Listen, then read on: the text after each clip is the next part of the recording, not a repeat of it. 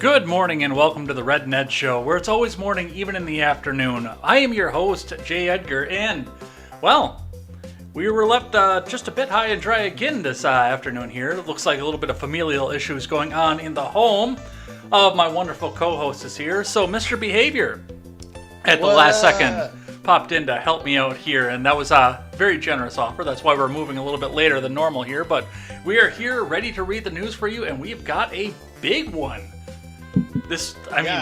I'm so glad that you popped in at the last second here, because I look back at this list after I got the text message. I'm like, there's no way I can get through this one by myself.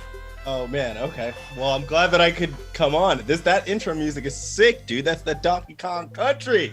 Yeah, at some point here, I want to actually get it out and remix to something that's original. But I know that the Jam and Sam Miller version on YouTube doesn't ding copyright, so it'll work for now. Yeah, was that? So that was Jam and Sam Miller. Yeah, on YouTube, he went through. He found all what the original composer sounds were supposed to be for them, and went through and went to the code and matched the original sounds back to it. So sick. Basically, it's restored to HD, is what it is, but it's still original music.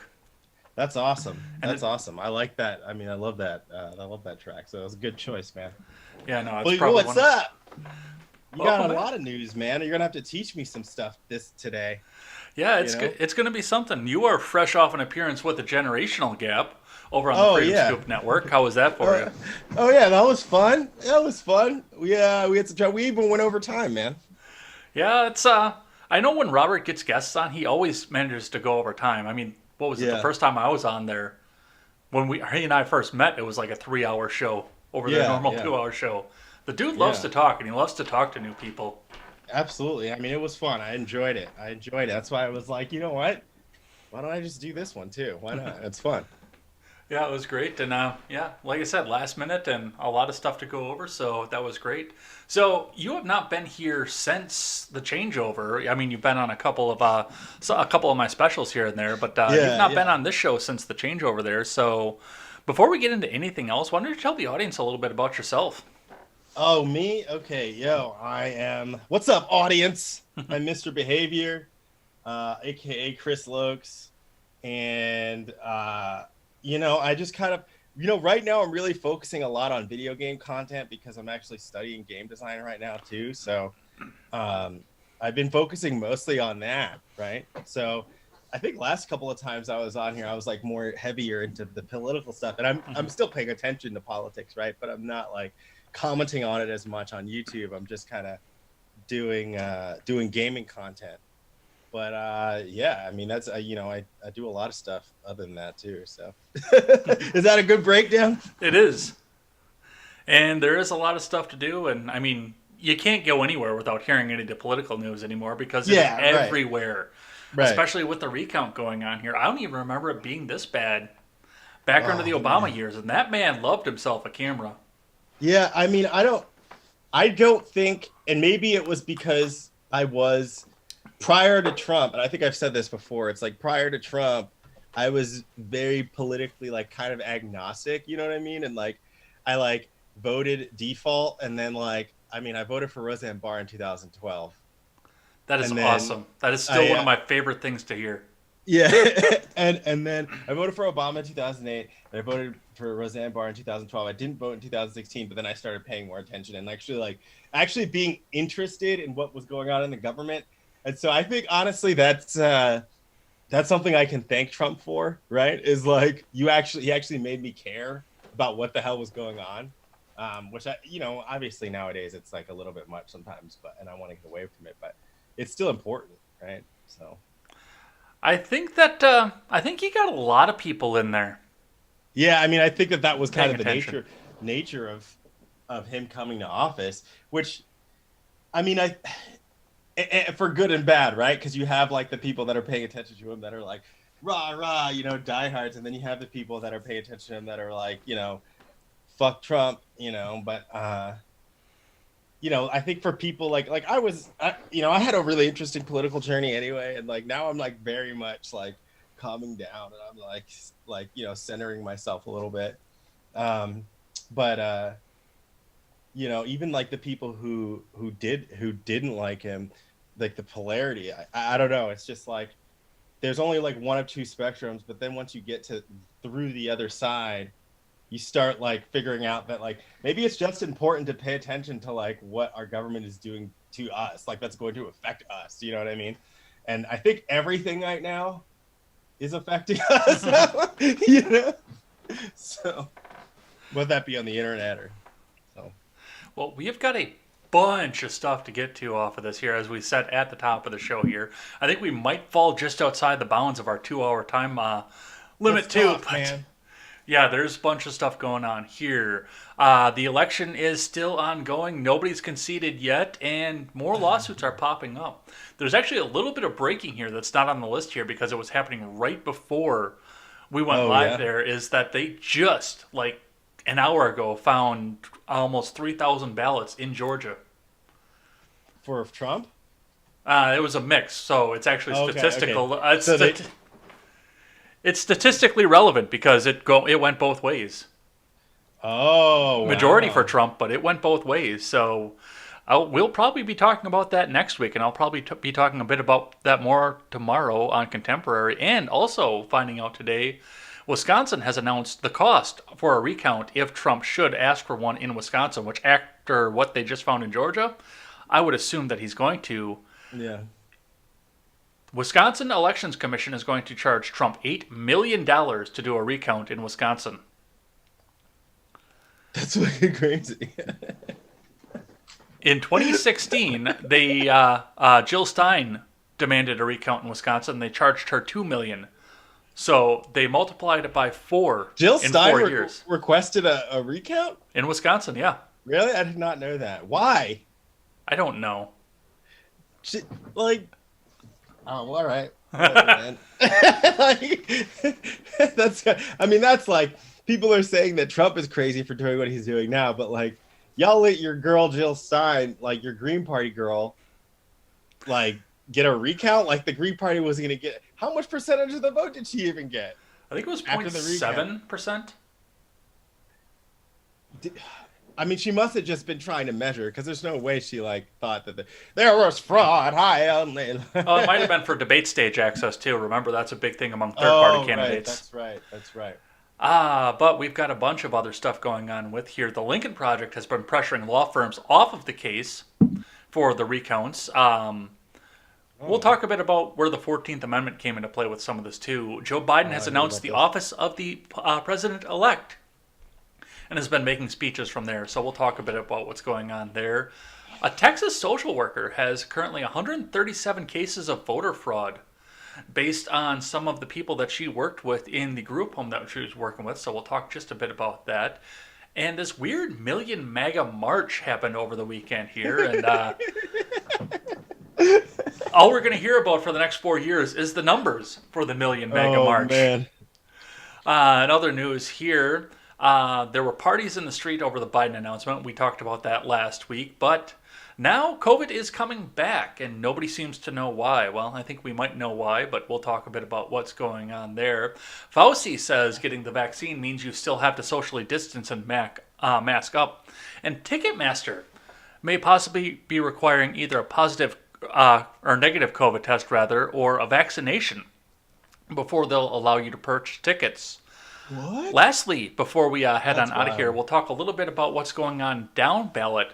Alaska and North Carolina have clinched bringing the Senate race to 50 to 48 in favor of Republicans. And now everybody's looking at the down ballots over in Georgia. So we'll talk a bit about what's going on there. It is going to be all of this and more over on the Red Ned Show. Thank you for checking us out. We're streaming live right now to DLive, YouTube, Twitch, Periscope, and Facebook. I just got that fixed up today. So we're on 5 platforms here.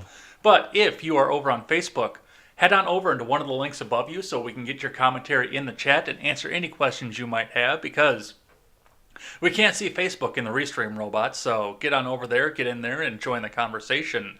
Or if you can't listen live, or you're just catching up with us at the end, you can head on over to YouTube or BitChute.com and pick up some of our replays there. Or you can go and check us out over on FreedomScoop.com, your one-stop shop for all of your news and commentary needs, carrying great shows such as The Red Ned Show, The Daily Ignoramus, Contemporary, The Breakdown with Birkenhoff, The Generational Gap, The Freckles and Brit Show, and The R-Rated Conservative, who we will be running just a little bit against tonight because of the way we had to structure our time. But we got to help our guest out if he's going to come and help us out. So go over there, check us out, pick up some of our swag, and help us support great creators. All right, let's check in with a live chat here real quick, see what we've got going on. Just a couple people sitting here waiting before we get into the lightning round for the day. It looks like I've got Wolf336 over here with a Biden sniffing a kid sticker over on the DLive side. And watching trains go by here says, damn, hiya and see you in a minute. Someone just told me that Veritas has something new about the George account. I had to check. Veritas always has something new. Yeah, it's the nature of Veritas. Also, if you're on YouTube, smash the like button because it helps. It does help. It helps overcome the algorithm. It tells people what they should be watching on YouTube rather than YouTube. Smash that like. Algorithmically. Yeah, exactly. Have you seen the app they say that's on YouTube where you can put this on your, I think it's like a Chrome extension. You can put it on your browser and it will eliminate all of the wall of priority content. Really? So you just go straight to independent creators. No way. That's pretty cool. Yeah, I would like that, because if I'm looking up a news story, I don't want to see 7,000 articles from Fox News. Or like like anything. You know what I noticed too? I don't know if you've noticed this, but they're all write the same article. What is up with that? There's like a ghostwriter for all of these mainstream news outlets. Yeah. Or something. Yeah, that is true. They just like all rip each other's story. What? It's very strange. Yeah, what's with everything that I'm with what I do on Contemporary every morning, that's what I see too, because I look through and here's a NPR article. It says the same thing as a CNN article. Hey, that says the same thing as a Fox article. Yeah. All right, we got a little bit of house cleaning to go over. A couple things that are just cropping up or either on a smaller list here. First off, in the Rittenhouse case, a 19-year-old from, I believe, western Kenosha County, I believe where he's from, is now in trouble because he is possibly the one who bought the rifle for Kyle Rittenhouse through a straw purchase. Why would he be in trouble? Because that is illegal in Wisconsin. Wait, but no, I thought you could carry... You could own and carry if you're 18, so it's illegal for him to just give it to him. That's it, right? Like it's illegal for Kyle to open carry. Well, apparently it was a straw purchase, which is illegal for firearms. Which means that Rittenhouse gave him the cash for the gun. Oh, I see. And then he, the same way that I got cigarettes for 6 years. Yeah, I mean, I definitely did that too. So, Wisconsin man is charged with providing the gun to teenager Kyle Rittenhouse, who allegedly killed 2 men during the unrest in late August. Video of 17-year-old Allegedly. Yeah. He definitely killed him. Well, how he got the gun has been an unanswered question in the past 10 weeks. Until now, the I-Team has learned that Rittenhouse's 19-year-old friend is charged with buying the rifle for him from a Wisconsin hardware store. Dominic Black, a 19-year-old from Kenosha. Okay, so he is from the city of Kenosha, is locked up for allegedly supplying the Smith & Wesson M&P 15 rifle to Rittenhouse. So, yeah, that's going to get into some gray area, because I know the first allegation was that it was just somebody gave him the gun. Yeah, right. So he could protect himself while he was out giving medical aid and putting out fires. But that doesn't change the... does that change the self-defense argument? Aren't they charging him or trying him as an adult? They are trying him as an adult. That is correct. I don't know if necessarily under a like in a vacuum it would change anything. But given the high profile of this case and the fact that this is coming out right after he got Yeah. extradited, I think that is going to be jury tainting. Really? Yeah. I mean, like, if they're trying him as adult anyway, then what does it matter? Right? Because it's a rifle. You can just in Wisconsin, you could just buy a rifle and walk out of the store with it, can't you? Yeah. But not if Right. you're So, 17. yeah, but if they're trying him as an adult, why does that matter?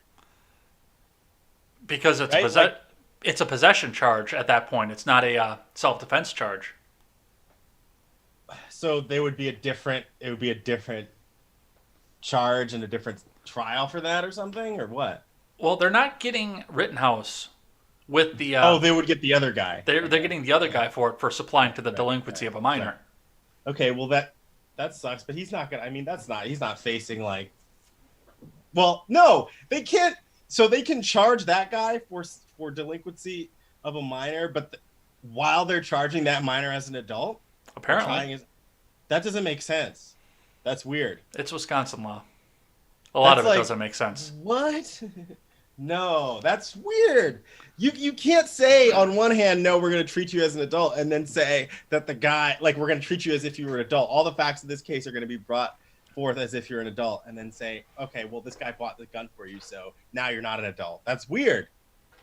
That doesn't make sense. Well, That's not going to work. That's not going to hold up. They probably can't. not.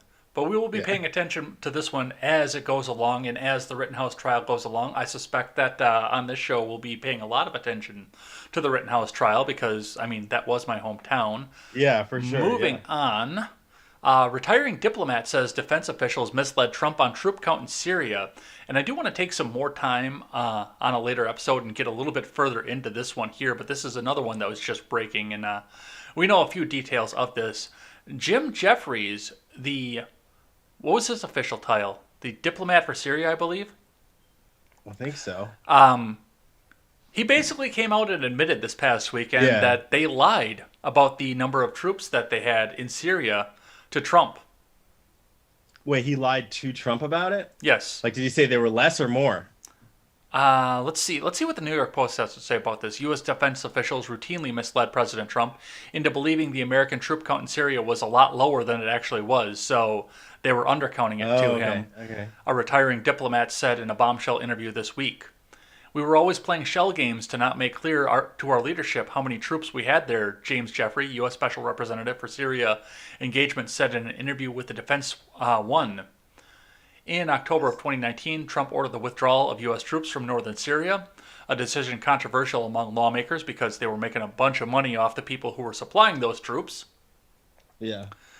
Pentagon officials convinced the president to leave approximately 200 troops behind to protect oil fields in the country's east that were at risk of falling under ISIS control, Jeffrey said. However, the real number of troops in northeast Syria is a lot more than the 200 Trump agreed to leave behind, Jeffrey said, with some officials putting the number as high as 900. How long have they been doing that? Presumably, Like, how many presidents have they been doing that to? presumably just the one, because all the rest of them were all eager to go to war. Well, I guess that's true. Yeah, you're right. So, like, damn, man, this guy's like fucking. Why is he saying that on record? I guess he thinks that Trump's done or something. Either way, this is treason. That guy should be in prison because is if something treason. happened and Trump now has to order and assess the situation for 200 troops versus 900 troops, he doesn't Yeah. have the intel there anymore. He doesn't know what's going on there, and Yeah. he can't make the proper decision. That's treason. Yeah, that's pretty fucked up. He says, yeah, I see. He says, what Syria withdrawal? There was no Syria withdrawal. When the situation in the northeast Syria had been fairly stable after we defeated ISIS, Trump was inclined to pull out. In each case, we decided to come up with 5 better arguments for why we need to stay, and we succeeded both times. That's what he's claiming. I'm going to take Wow. some time and look a little bit deeper into this for contemporary in the next week's show. But as breaking news, I thought that we did need to go over that one here. Yeah, that's pretty wild. Moving on to a story that, I mean, we all know is happening at this point here. Representative Omar has paid husband's political consulting firm nearly $2.8 million, which, as a married spouse, now she has clear shot at getting that money back. Oh, Ilhan Omar is so corrupt. Holy crap! Like, How does this? I mean, I don't even know what to say about her anymore, man, because it's so wild and blatant how like corrupt this person is, and everybody's just kind of like, "Yes, queen!" Like, what is going on? Yeah, We're I don't know if she's just corrupt or if, some people did something. yeah, right, right. Like, I just don't. It's like I get that politicians are fucked up and like the government sucks and all that, but to just have like people now in the government just being so blatantly like brazen about like just being horrible, like what is happening? What is happening? Well, speaking of Kenosha here, sexual assault charge against Jacob Blake dropped in a plea deal, feminist silent. And the reason that they That gave is silent.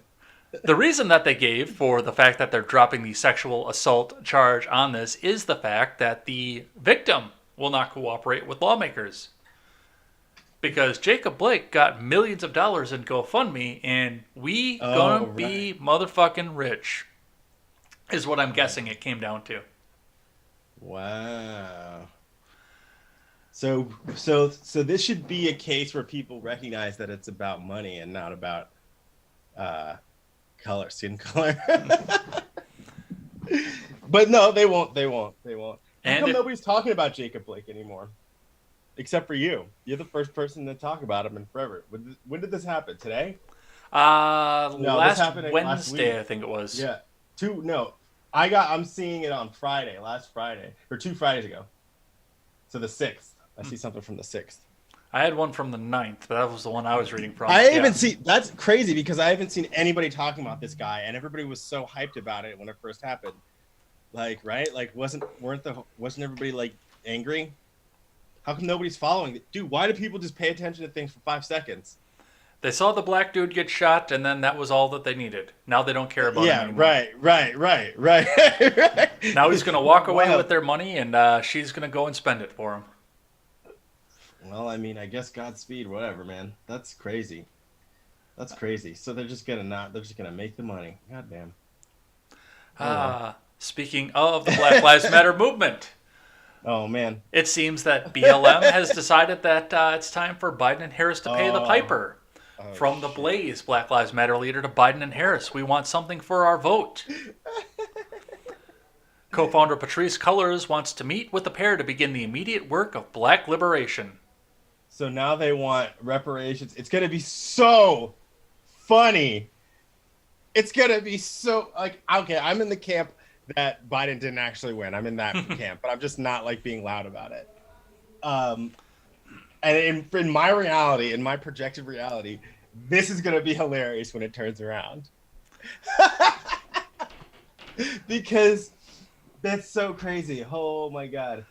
I mean, and then even if it doesn't, it'll be hilarious because realistically, it's like, come on, they're not going to do any. I mean, unless they burn the White House down, which I guess we're in a timeline where that's possible too. Yeah, Like, that is you think absolutely they'll possible. just burn it down no matter who becomes president? Oh, yeah. Because, I read this the first time and I looked up and I pictured Patrice Cullors walking up to Joe Biden and saying, well, you got elected.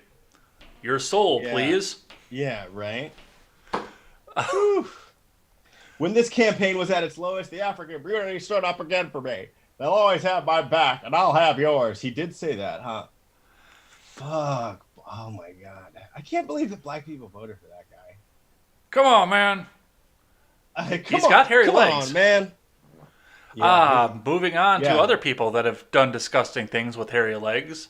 I went back to look through Jeffrey Toobin's timeline to pull his tweet back up and realized that Jeffrey Toobin's timeline has been scrubbed all the way back to October. But I was able to grab a screen grab of this tweet here. I was fired today by The New Yorker after 27 years as a staff writer. I will always love the magazine. I will miss my colleagues, and I will look forward to reading their work. So, to read from his other employer, CNN, Jeffrey Toobin fired from The New Yorker after exposing himself on a Zoom call. Remember that he was suspended from both CNN and the New Yorker indefinitely until they reviewed the case. Well, the New Yorker has decided they reviewed the case, and he can't work there anymore because of what he did on the New Yorker call. So did he just like stand up and his dick was there, or he was masturbating? Yeah, he started beating it while they were talking about what the election was going to be. That's pretty wild. So I didn't hear about that part. I just heard the exposed himself part, and I'm realizing that that's a euphemism. Because it's like, are you gonna fire a guy if he like stands up and then his cock's showing? You know what I mean? In the Me Too movement, probably. Like, but what if like he just didn't know his video was on and he just wasn't wearing pants or underwear because he's at home? Well, and he just gets up to like go like is that the same thing? Because that would be exposing yourself, in my opinion, right? Yeah, no, he actually whipped it out and started beating it on camera while they were talking about election strategy. Yeah, that's pretty bad. Well, that's pretty bad. He was talking about getting rid of Trump, and we know where the minds of CNN are. Oh, yeah. I mean, that's pretty rough. Probably shouldn't jerk off while you're on Zoom calls. Yeah, what is the protocol? I mean, how long into the Zoom call before you start whipping it out and beating it? Yeah. He must have been there for a while. I mean, like, if you're gonna do that, like, at least like check your cameras, right, and just like do it under the view of the camera. Yeah. Like, I've been doing it the entire time we've been talking. So. Well, I do have that sort of radio voice for it, I guess. One of the great things that came out of that tweet before it got deleted was the fact that somebody had replied angrily at the people who were going against him, because he got massively ratioed over that for obvious reasons. Oh, yeah. But somebody put up there and said, you guys are real fucking funny that you're going to do this. You shouldn't be kicking a man when he's down. And I said, you know what? Tubin works for CNN, and he's resilient. He's proven himself to be resilient, and no matter how much the people pile on him, he can always beat it off. Yeah. Good one. Coming back towards my neck of the woods here, our city is bleeding. Minneapolis police chief pleads for outside help amid hemorrhaging police force. Oh, yeah. So after the representative says, we must defund the police, and they burn the city down, and everyone marches to the streets and says, get rid of, disband, or defund the police, all the police officers went and moved elsewhere. Yeah. Imagine my shock. I'm so happy that happened. I'm not gonna lie. I not because I want people to suffer, but because I want people to suffer. No, dude, if this is your bed, you freaking laying it. This is what I was saying this on Twitter. I said, I hope every cop just retires. I hope every cop retires, and then people can live without them. And then what? I mean, I got guns. If you don't have guns, that's a problem. I need to get some. You got to get some body armor too. Yeah, for sure. And the last one on our little house cleaning trip here, before we get into the meat of the week, DeSantis has decided to file and pass a bill to protect when all the police officers leave. From the New York Post, Florida's governor drafts laws that would allow people to shoot looters. Nice. So not only has he essentially vigilantized the entire state of Florida, he's also lowered other things. It is no longer a high felony to hit somebody with a car if they're obstructing traffic. Really? Yeah. Wow, I didn't hear that part. Fantastic. Good. Based Florida. Just a couple of details from this one here. A draft of Governor Ron DeSantis' proposed bill expands the list of forcible felonies under Florida's self-defense law to include criminal mischief, causing interruption or impairment of a business, according to the Miami Herald. So looting is now something you can defend against. It also specifically allows force against those looting, which the draft defines as burglary within 500 feet of a violent or disorderly assembly. DeSantis also wants to make it a third-degree felony to block traffic during a protest and offer immunity to drivers who accidentally kill or injure protesters, who who do so, accidentally. according to the Herald. I saw a story that's like kind of a tack onto this from a couple hours ago that said that some lady threatened that she was going to shoot him and got arrested. She like tweeted that she was going to shoot him after he announced this. Based. But now she's arrested. I don't agree with arresting people for tweets. I think that they have to do something. I don't like this thought crime stuff, but I think she was trying to be funny, and then they were like, no jokes, and also I guess DeSantis is the only person immune to his rule. All right. Who is Rick DeSantis? Why do I keep thinking about a Rick DeSantis? I don't know. I know it's Ron DeSantis, but like, who is Rick DeSantis? Can anybody tell me in the chat? Tell me who Rick DeSantis is. I have no idea. I've never heard the name Rick DeSantis, but if it keeps popping through your head, it must be I know Rick Scott used to be the governor down there, so it might be just a portmanteau of the two names. Yeah, maybe it is. Yeah. All right, are you ready to get into the election stuff? Oh man! Oh no! Every day I wake up and it's still the election. What is going on? Well, as of right now, RCP has moved every state into being called at this point, which, given the fact that everything is called right now, the official tally is 306 Biden-Harris, Trump-Pence 232, which those numbers are symbolic if you look at them, because those were the exact reversals of the numbers that came in the Hillary blowout. So now not only can they say that Biden won, but now, if this does hold true, which we will see what happens now after Georgia, now they can come out and say, oh, well, Biden won in a landslide too. It was a landslide to get Trump in and a landslide to get him out. I'm seeing Real Clear Politics having a 2-6. Is this just old? This is weird because I see 216 Biden, 125. This has to be this has to be cash or something.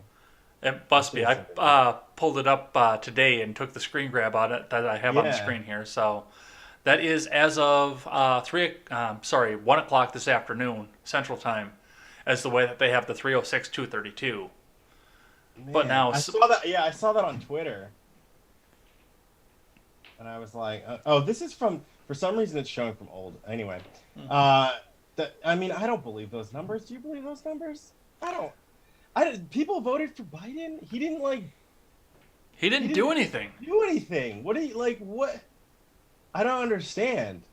Like, unless, I did see that a bunch of people were trying to, like, find out how they could change their vote and stuff like that after mail-in voting. So maybe there's a bunch of people who regretted it that still did it, right? But the guy didn't campaign.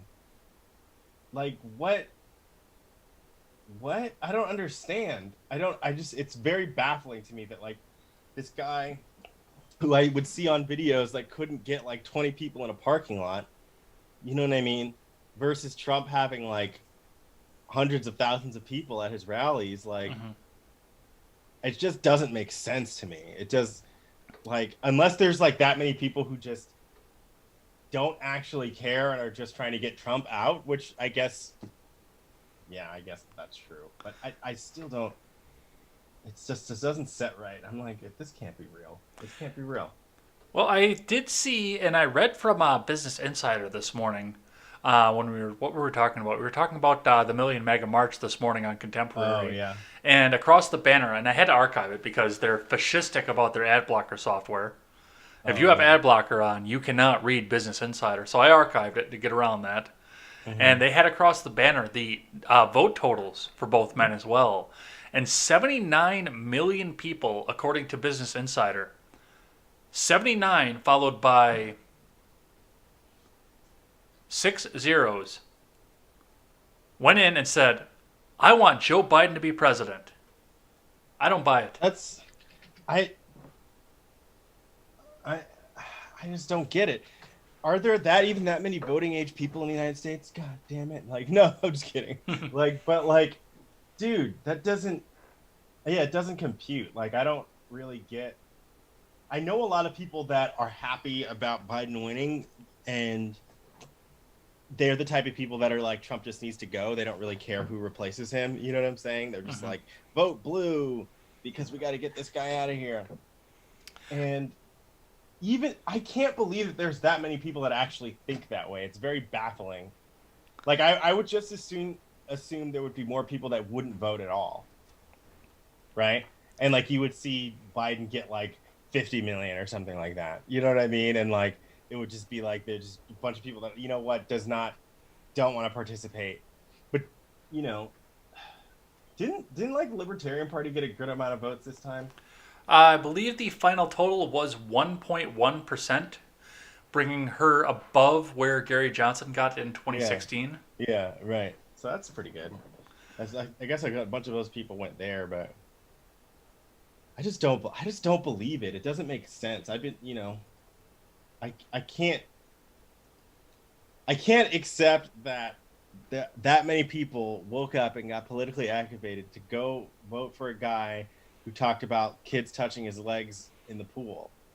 It just doesn't make sense unless they never saw that. It's like, look, I get that you don't like Trump, but you should just as soon just not vote then. Just don't vote.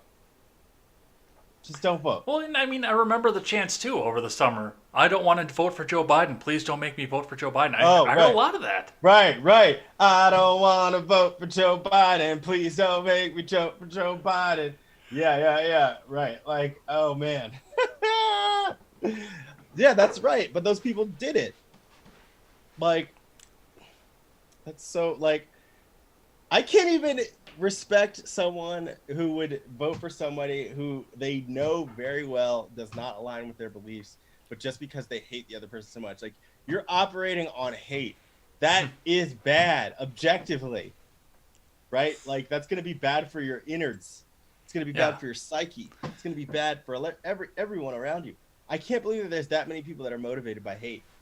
Well, and I mean, motivating by hate is a good way to put it too, because we have also been flooded this week by the conversation of hurry up and concede, and if you don't accept the results of the election, then you are a bigot, whether you be the president yourself or just a guy that talks into a golden microphone every day.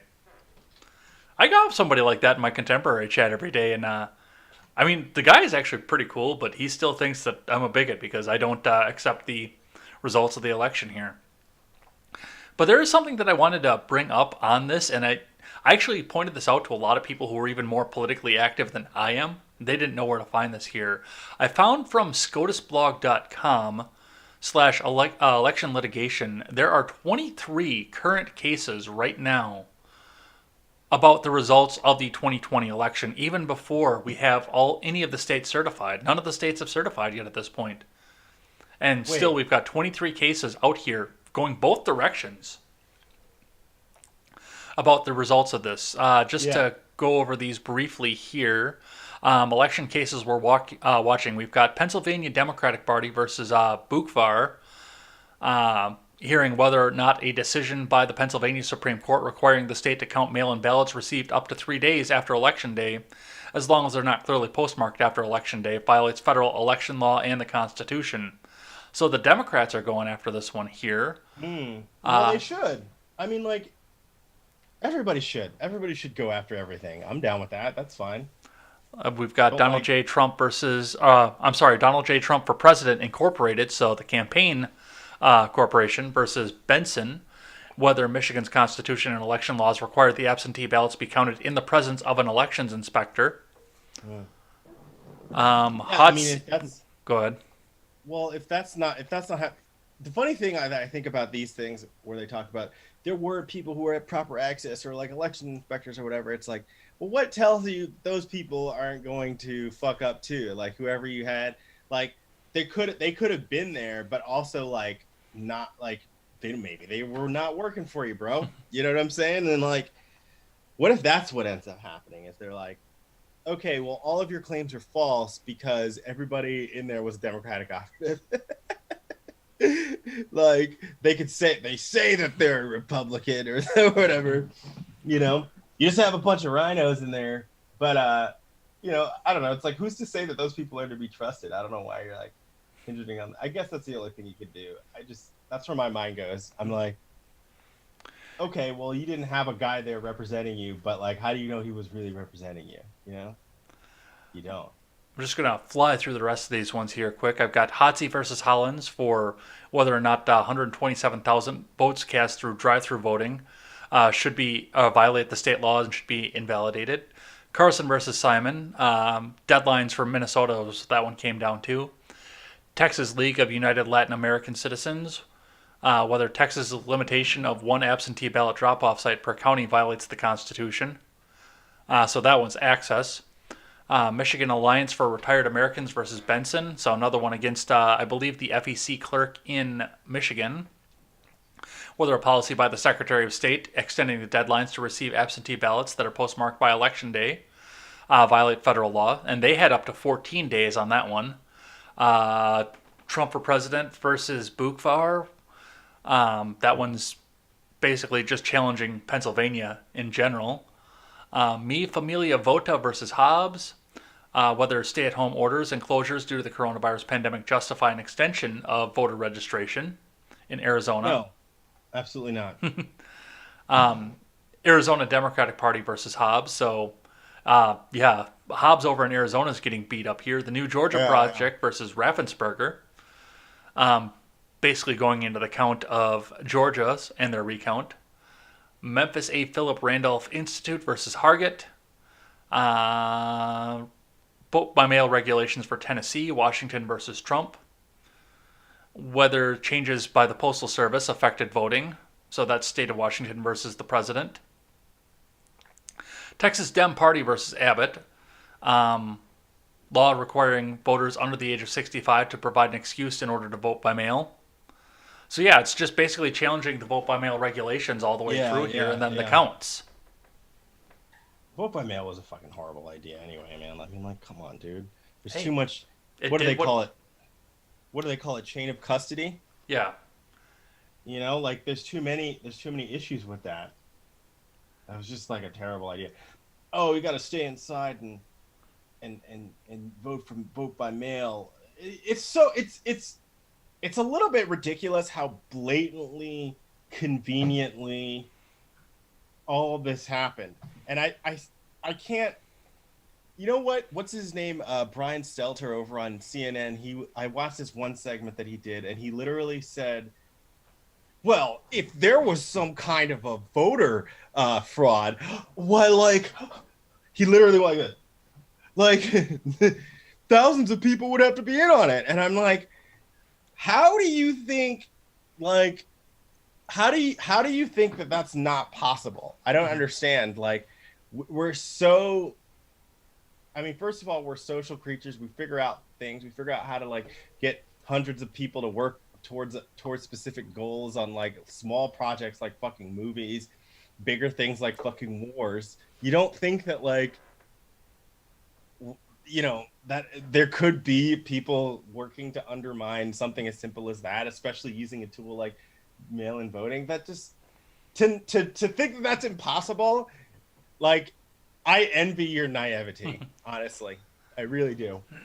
Well, and the big one that's going along with this as well, first off, I didn't have an article in there to cite this against, but I've heard several creators now pointing out the fact that the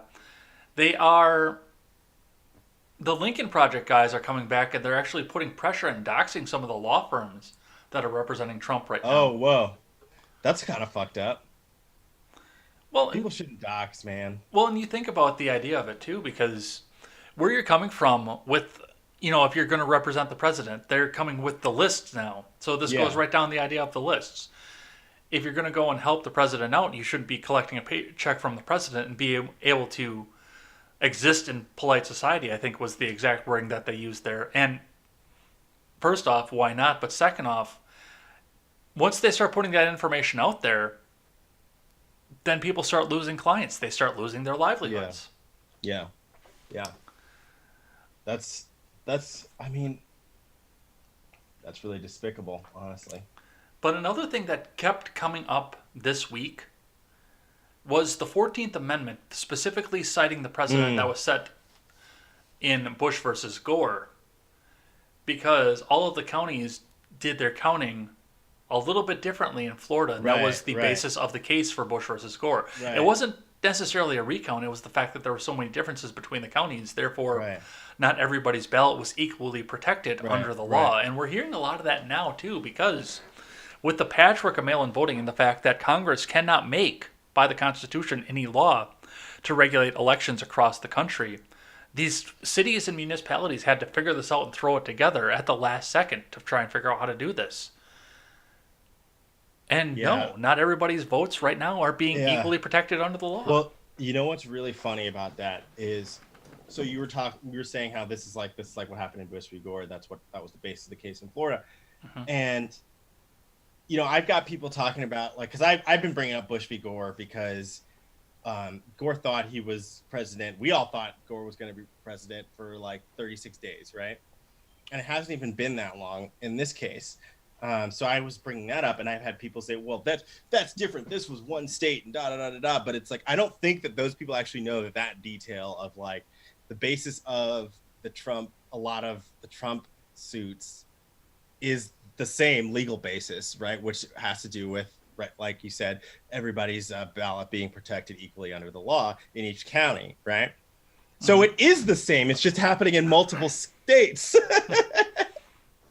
versus one, right? The situation isn't that much different. Well, and one of the hard parts for me to cite the fact that not everybody's ballot is going to be protected under the law is that it does.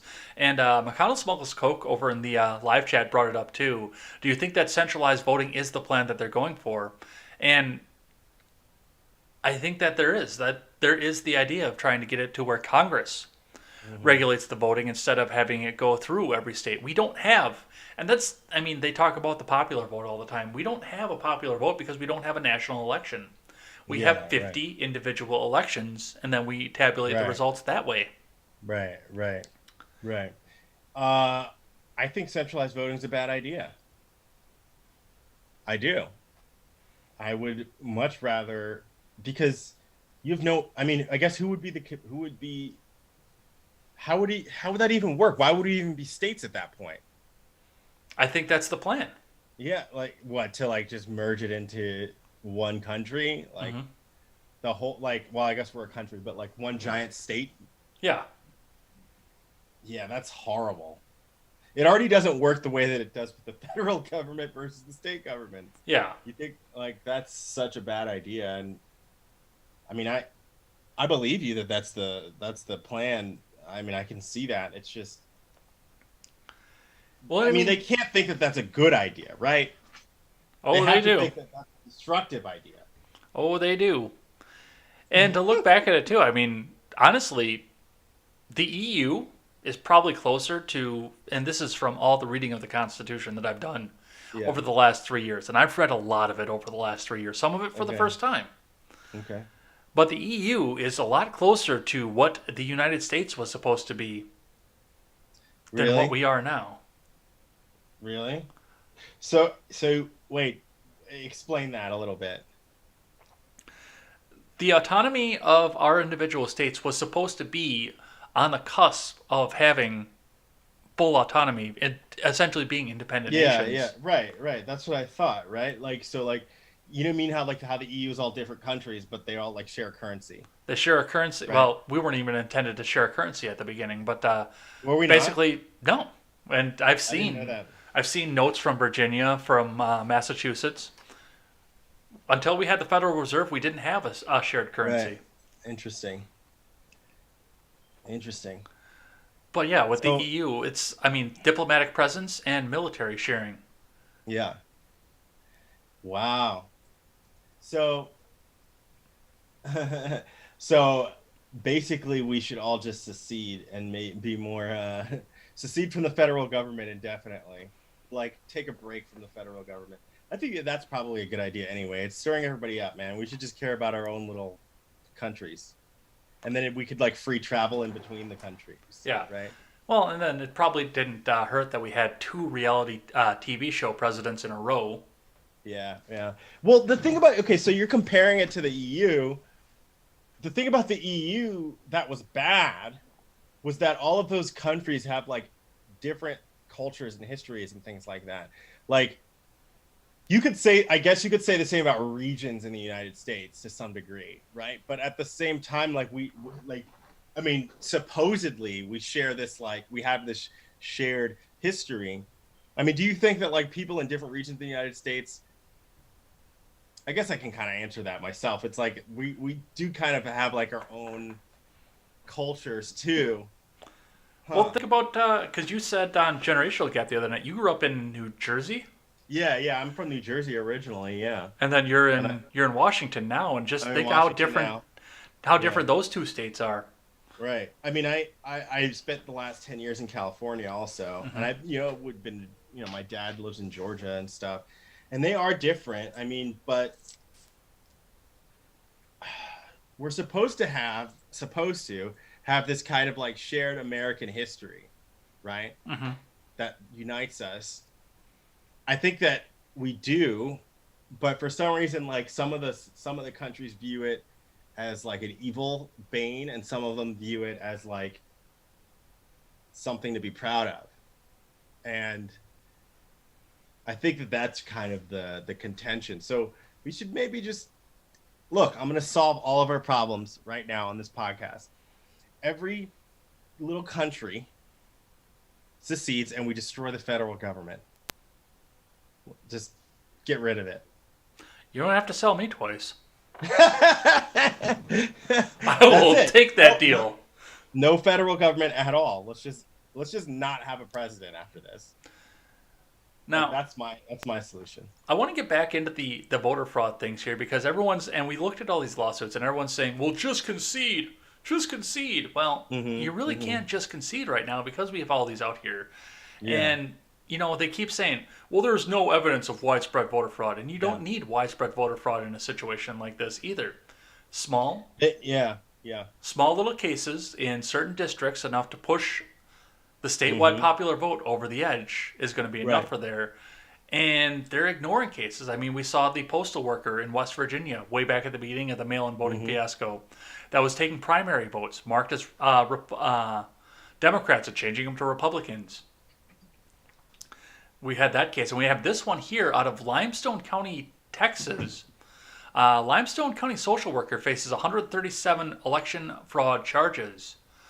So apparently this Kelly Reagan Bruner is an employee at the Mexia State Supported Living Center, and she was accused of submitting applications for 67 residents in their names and then potentially filling out the votes as the guarantor of their estates, which she wouldn't be able to do because, according to Texas law, only family can do that. Some of the people were being declared completely mentally incapacitated by a court on top of all of this here. So she's got 137 felony counts on top of this here. And people keep trying to tell you there's no such thing as voter fraud. Yeah, didn't people, when people don't get their way in the election, there's voter fraud, but not when they do get their way in the election. If we win, it's because of reality. If you win, it's because you cheated. That's two religions theory right there. I've been preaching about that since Barack. That's what's happening over there. That's kind of ridiculous, man. This place is, let's just, again, nuke it. Just nuke it. I got a couple more to get through off of here. First off, this crazy idea that there is such a thing as an official office of the president-elect. So over the past couple of weeks, Joe Biden has been going and making speeches from this image right here, from the office of the president-elect. There's no such thing as an office of the president-elect. What? No, that's not real. That's not real. That's a meme. No, he's actually doing this in front of this banner.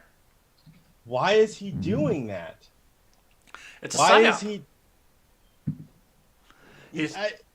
He's trying to convince people to accept that he is the rightful president. He's doing Stacey Abrams all over again. Yeah, but like turned up. I guess that's why they were touting Stacey Abrams so much. Maybe she taught them how to do this. She was like, no, what you got to do is you got to keep just going up there and tell them that you are the rightful president, and they'll still believe it. People still believe that I'm the governor of Georgia. People still do. That's the scary part. Yeah, I read this that's morning that right. she's planning on running again, by the way. It was from Newsmax, so take it for what that's worth. But yeah, she's planning on running again. Newsmax. Wasn't Bryson just on Newsmax? What is the deal with them? Are they like how long have they been around? Not long, from what I understand, but still, at this point, it is. I mean, they're not green check verified, which is why I haven't been using them up until recently. Right. Yeah, they have the red exclamation point. Yeah, that they do. They can't be. They can't be that. They can't be around that long. They have a pretty decent looking ticker though. I was watching a little bit of their things. They look the part, but are they? Are they a far right group? It says Independent American. They're far right, obviously. Oh yeah. But coming from this office of the president-elect, Biden and his advisors have come out now and said that we are going into a 4 to 6 week lockdown to curb the spread of the virus. Oh my god. Oh my god. But he also made this bizarre speech talking about why, he was talking about the Tree of Liberty. He was making the conversation about that, but why we shouldn't expect to try and take on the federal government. Let's hear what Biden had to say about this one. Where are you? There you are. No, and by the way, those who say the tree of liberty is watered with the blood of patriots, a great line. Well, guess what? The fact is, if you're going to take on the government, you need an F-15 with Hellfire missiles. There's no way an AK-47 is going to take care of you if you're going to take on. You're worried about the government coming down, knocking down your door, and so it's bizarre. We never said you could own any weapon at all from the beginning. You can't own a machine gun. You can't own a bazooka. You can't own an M1 tank. No matter how much money you have, you can limit the kind of weapons that are able to be owned. And so I think, and by the way, all the work I've done on this, including in our administration, I now have over 58% of the NRA members acknowledging you can't own an assault weapon. There's no need for it. You can't have a magazine that has more than 10 rounds in it. Okay. Fuck that guy. Look, man. No. Look, he's talking about, oh, well, you can't have a machine gun. You can't have Dude, machine guns were only banned in like 1986 or something like that. Like, you absolutely could have a machine gun because back then, before 1986, they knew that was your right. It didn't matter. Like, it had nothing to do with technology. It had nothing to do with any of that. So, like, he wasn't in the government in 1986? Yeah, he started in the 70s. Right. So, like, shouldn't he know that? Like, who is he talking to right now? And what he said, he's using these ridiculous arguments that I've heard. Well, it doesn't say that you can, like, he even said that you can't have anything at all.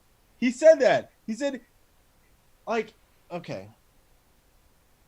This is the thing that bothers me so much. I'm like, dude, I hear this guy talking about, I'm going to limit the amount of weapons you can have, like, to protect yourself. Like, no. And then the fact that he said, oh, well, the machine gun's not going to help you with the government. I'm like, dude, you are the government. That's a threat. Like, what? And people voted for this guy. In droves, apparently. 79 million of them. Unbelievable. Well, then this was reminiscent to me, too, of Eric Swalwell over the summer. Oh, right, yeah. I'm sorry, that was last summer. That wasn't even over this summer. Yeah. He was, very much. The government has nukes. Kind of yeah, the government has nukes. Well, you know what? Some of us also have nukes. No, I'm just kidding. But, dude, the point is, whenever people say that, what they don't get is that it's not the point that, like, the government has more artillery than its citizens. It's the fact that the citizens wouldn't be taken over easily. It would be a fight. Mm-hmm. That's the point. Not like, it doesn't matter if, like, you don't have the same fire. Like, look, man, we could steal your tank.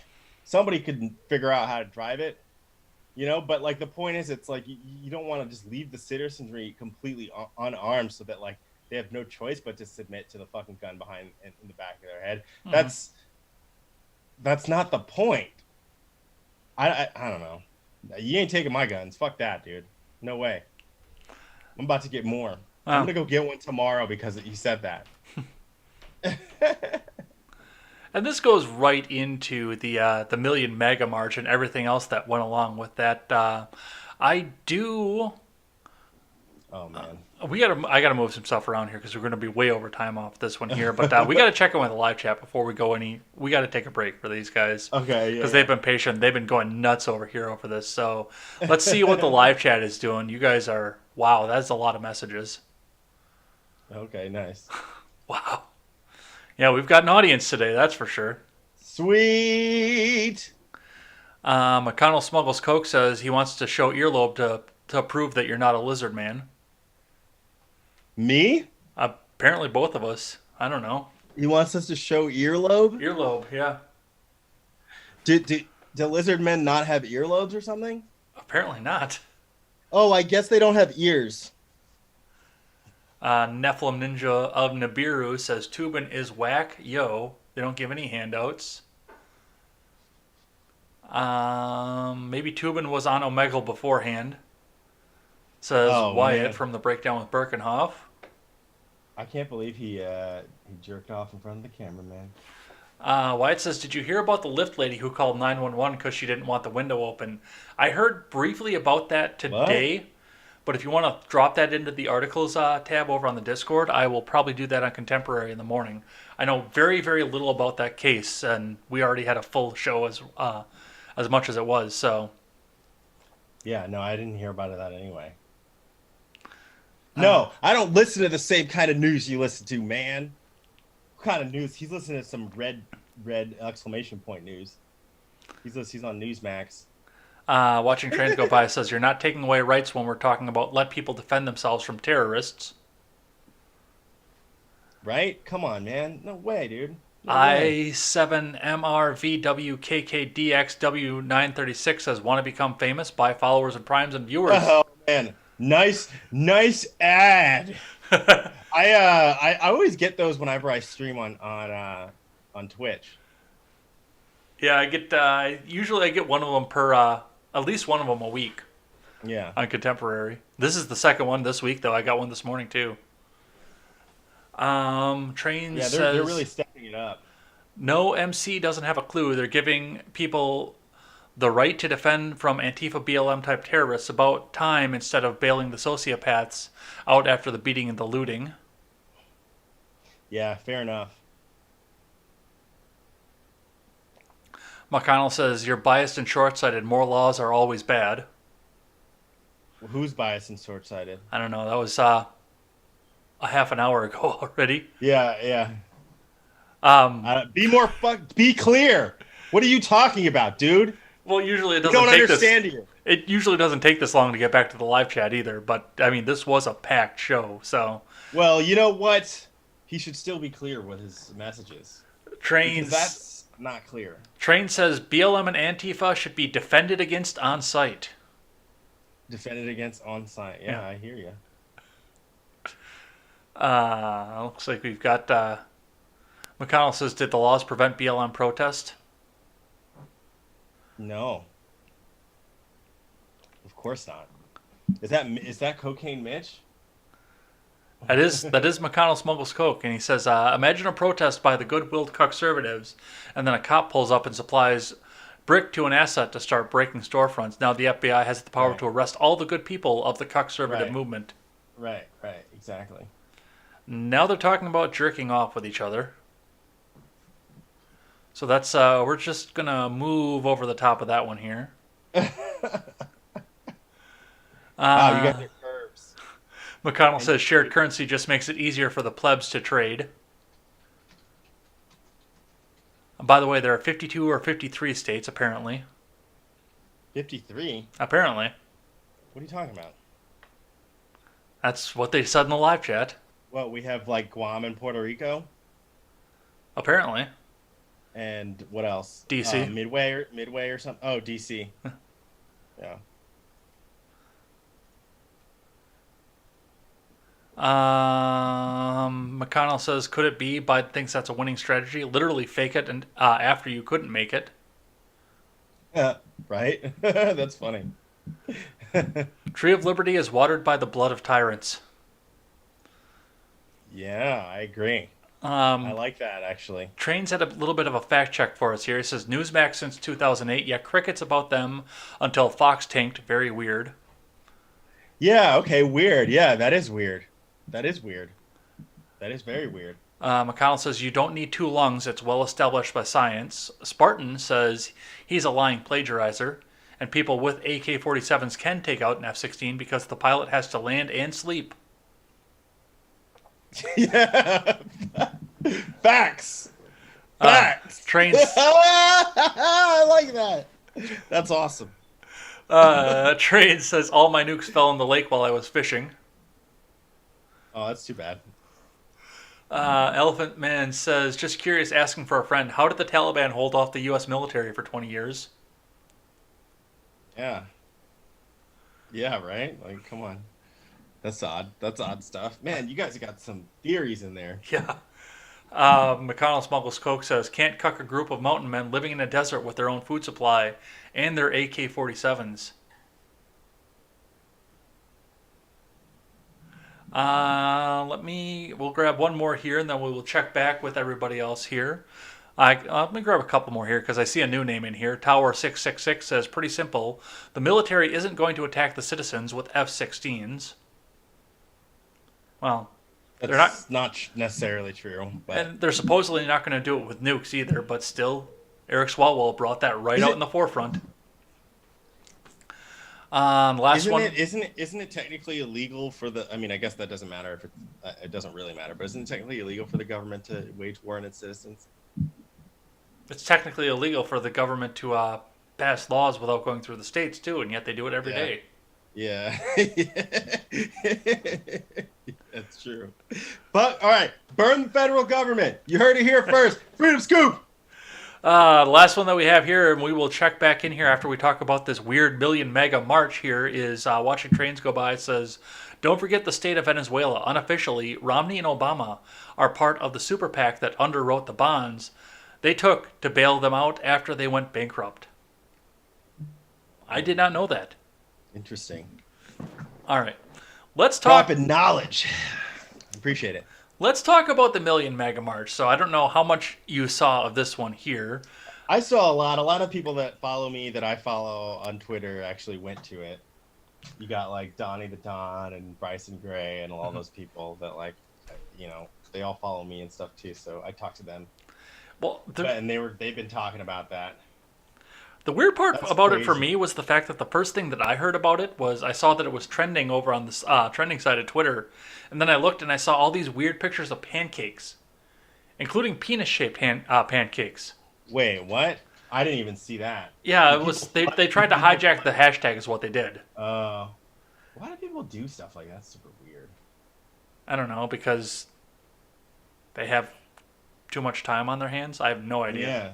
That was Saturday, right? I saw people posting like, "Hey, look, like nobody's looting and burning stuff," you know. So we saw the pancakes here, but apparently, and this is going to be the big part of this, is it's the numbers. Well, we had a rally for Trump, and there were only like 500 to 1,000 people showed up. So I mean, they say Million Mega March, but it wasn't really Million Mega March. Well, I don't know about you. Because I have the picture up here. Yeah. I don't know what this looks like to anybody. Let me blow that up here because I'm not using the other. Oh, Elijah Schaefer went there too. Yeah, Elijah Schaefer one. That dude's badass. Yeah, I like him. I don't know if that looks He's like funny. 500 people to you, but what we got up on the screen there was a lot of is people. is an aerial of the downtown area of there, and that's a few more than 500 people. Yeah, there was definitely a lot of people. I think it was like, yeah, that was. I think it's kind of crazy that they decided to do the Million MAGA March, and it's the Million Man or whatever. It's like these are the racist people supposedly. I wonder do you know whose idea this was, or like who like organized it? Because I would imagine that somebody. I mean, is this cultural appropriation? I'm not sure. I couldn't tell you. They did not go down that line for any of this. I would think that if it was really cultural appropriation, they would have gone down that as soon as they possibly could to try and discredit the movement. But they did not. It looks like Alex Jones was there? I'm kind of retarded. He had the Proud Boys being his security detail. Were they? Wow, that's pretty cool. Were they standing up or standing back and standing by? They were standing back and standing by. Yeah, they absolutely were. I don't understand why people boo that up too. He told them to stand by. Yeah. I mean, stand back, sure. Stand by. Stand back, stand by. Proud Boys, stand back, stand by. I don't think he knew what he was being asked, to be honest, because I think he heard Proud Boys and just like, there are boys who are proud. Like, I literally think that's what he thought.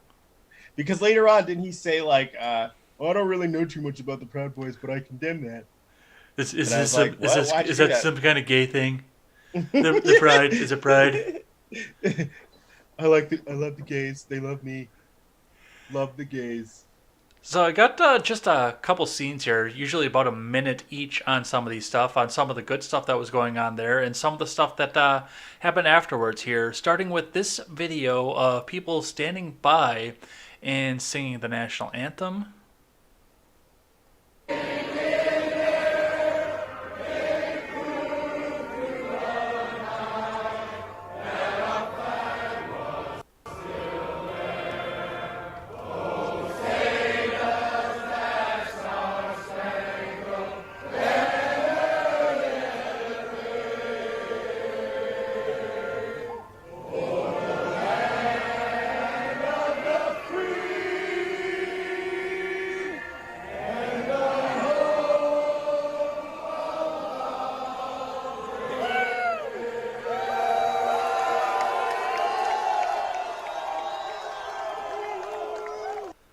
So, I mean, we see... That was awful.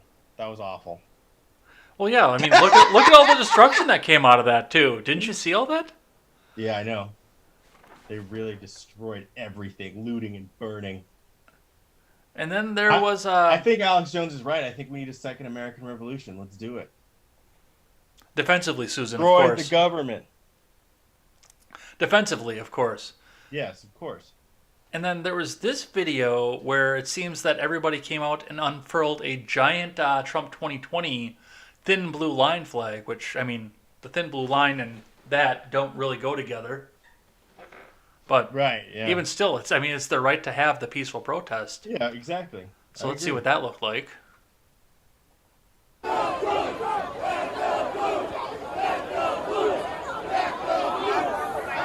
Back up, back up,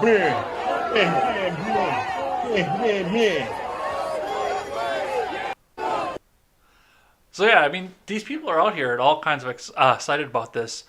Quick side note on the fact that they unfurled this gigantic thin blue line flag with Trump 2020 out of it is that they covered BLM Plaza. That's where they were unfurling this, was in BLM Plaza. Of course. Because the two groups hate each other. They're like diametrically opposed. One hates cops. The other loves cops. Can't work together. Can't. I mean, whatever. Yeah, they could do that. That's cool. Like, whatever. I honestly, I would prefer to live in a place where we don't have police, but I don't think that that's that place. That's why I say, look, if you really don't want your police, just tell them all to retire like they did in Minneapolis and see what happens. That's fine. Yeah. And I mean, I'm not necessarily opposed to police because I know that some of them do prefer to be the front line out there in case there's a bank robbery or somebody holding somebody hostage. They do get up there in that same situation. Right. But the biggest problem that we have here is that there's so many laws on the books that they can enforce, for victimless crimes, which essentially turn into revenue for the state, which goes back into their budget. It's a self-fulfilling prophecy at that point. Give me more money. Let me kick your ass so I can make money.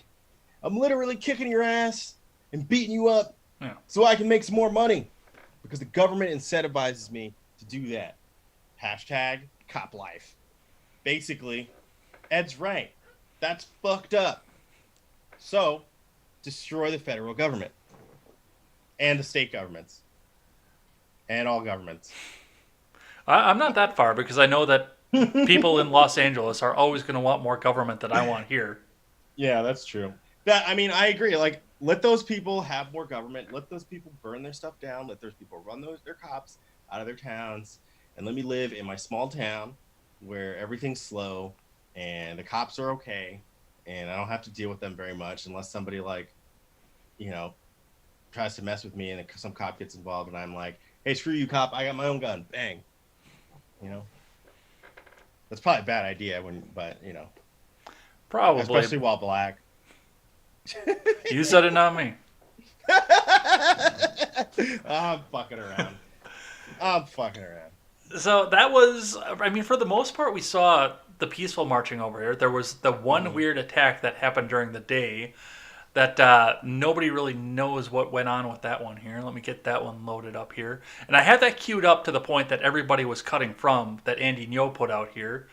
So we'll see that one here, and then we'll go back and see the full clip because honestly, and I'm looking back at this here, and I know that they're starting at a specific point as well, but we'll start with what Andy Ngo decided that we needed to see first.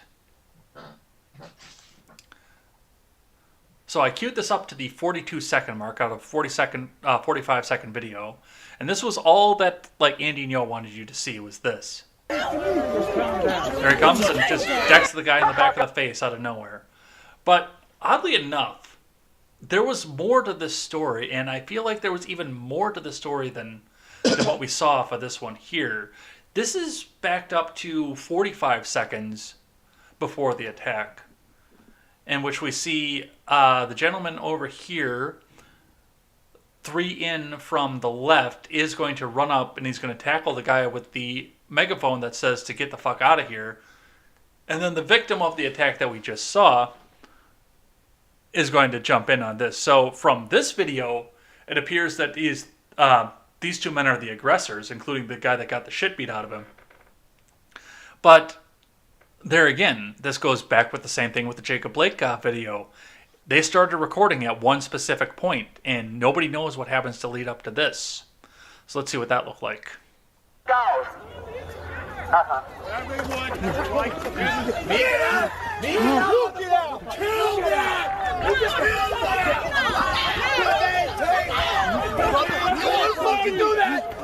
You don't want to do that.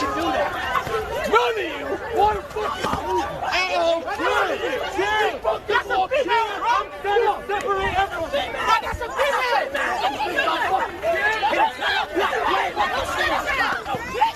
Hey, everyone.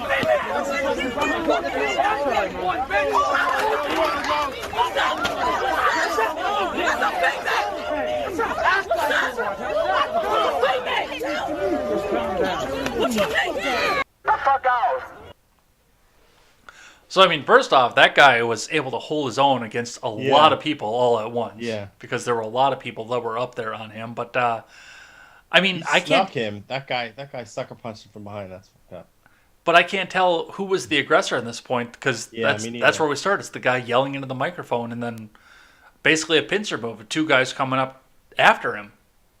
Which, at that point, the other thing is, if this guy here in the microphone is telling them to all get out and they're attacking with him as well, was this guy sent in to be an aggressor to fuel something like this?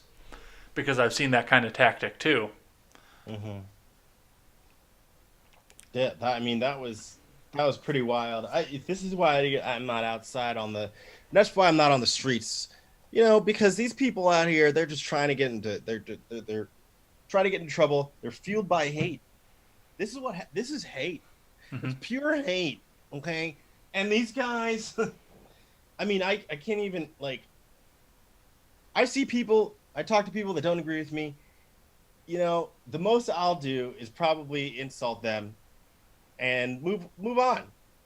Even then, I'm not trying to fight you because I disagree with you politically, man. Come on. This is ridiculous. Yeah. And also, those guys also, man, I think it's really, they see, I don't actually know where the guy who snuck him came from. I don't know how much of it he saw. But I think that, like, people are just kind of, like, snap reacting to things versus, like, assessing situations. And I think that guy got, unfortunately, caught up in it's a mess.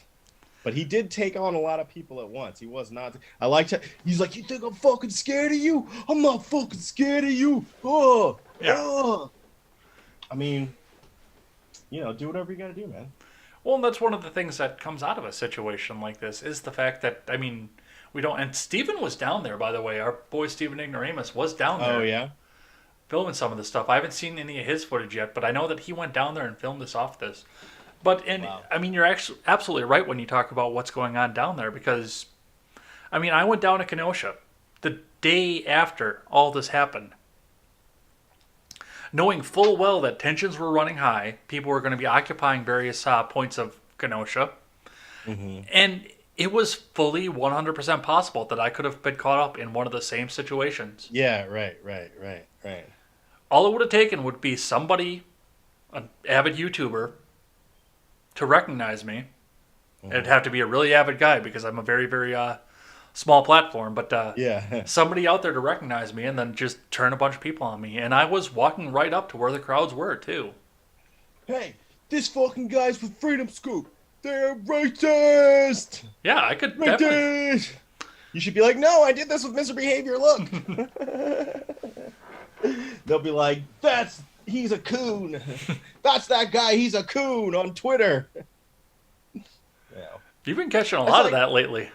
I do. I catch it all the time. It's funny. I think that, like, doing the whole Twitter thing too. It's like, I was just thinking about that today, and it's like, man, I wonder what's gonna happen when, like, somebody is like, "Oh, you're that coon guy from Twitter." You know what I mean? I'm just gonna be like, "Ah, man, I'm just fucking around, man." I'm just like, can I go back to having 70 followers? That'd be nice.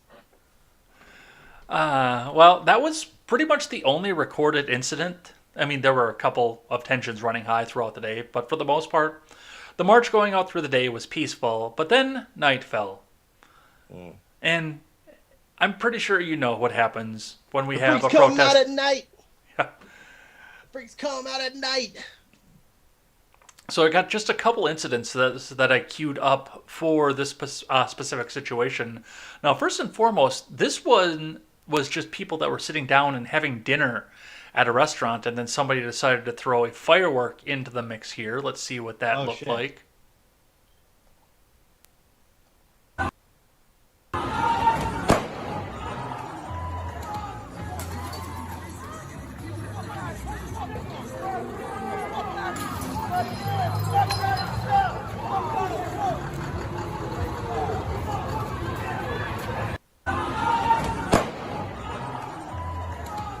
And of course, it's got to be a guy in a bike helmet and a mask out there filming all this too. That's fucked up. These people are really escalating things. I don't think that they want what comes out of these kind of behavior. I really don't. I'm about to look up some armor, some chest armor, because this is messed up. Yeah, I know, and they have no qualms about going against bystanders because to them, anybody who's not marching with them currently is a MAGA guy, especially given the fact that they had a fully permitted and legally organized march just a little while ago that the city sanctioned. But then this one really pushed me the wrong way because they're getting kids involved. Yeah, that's not good. So let's see what that one looked like here, and then we'll talk a bit about some of the other violence that we've heard about. Not necessarily anything else that I have queued up on video, but some of the other, because there's plenty of stuff that we've heard about here.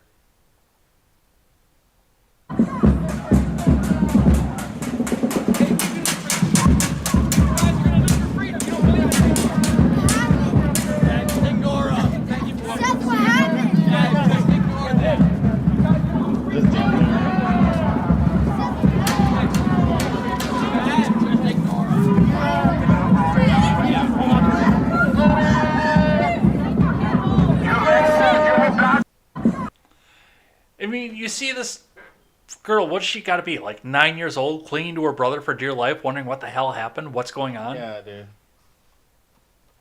That's so weird. That's so wild. These people need to calm down. Ain't nothing, man. There's nothing that important going on. Go home and play some video games. Start a podcast. Do something. Get that aggression out. You know what those people remind me of? They're like cats that are really agitated and they just like zoom around. You gotta play with your cats. And by your cats, I mean your balls. So that you don't go out there and fuck with people like that. Just jerk off or something. Like, I don't know what is going on. Why are people so upset? This is outrageous.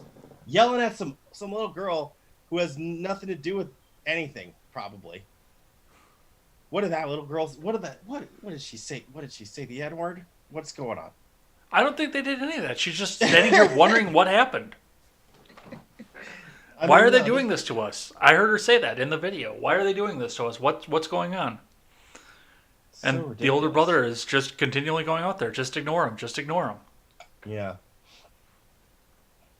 So ridiculous. Looks like you got a recommendation for some armor in the. I did. I saw it, and I'm looking at it right now. Thanks. Thank you, Neff, for that one. Yeah, man.